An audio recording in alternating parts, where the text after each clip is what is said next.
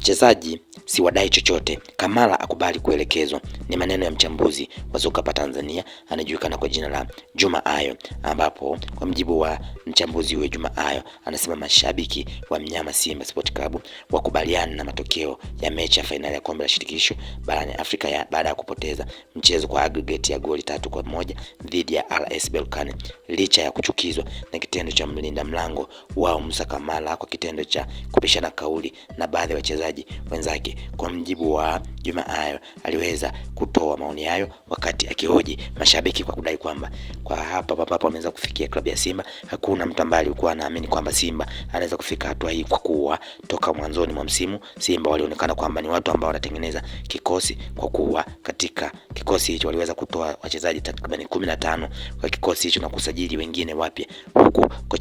kocha Fadlu Davis akiwa anadai kwamba anakijenga kikosi, sio kwamba ana timu ya kupambana, na hatimaye wakaweza kufika finali tofauti na timu nyingine. Kwa mjibu wa mashabiki ambao waliweza kutoa maoni kutokana na kile ambacho kilitokea baina ya Musa Kamala na Fabrice Ngoma, basi wadai kwamba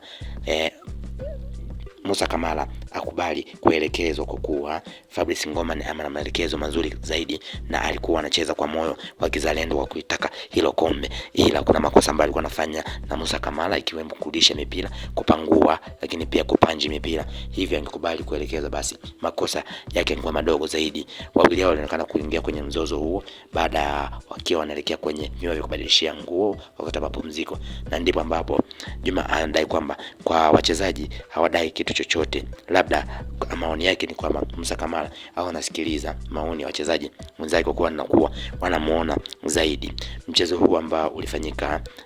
Mei 25 basi uliweza kutamatika kwa klabu ya Simba kuweza kulikosa kombe hilo mbele ya ardhi ya Tanzania, ambapo wengi walitegemea Simba angeweza kulichukua kombe hilo.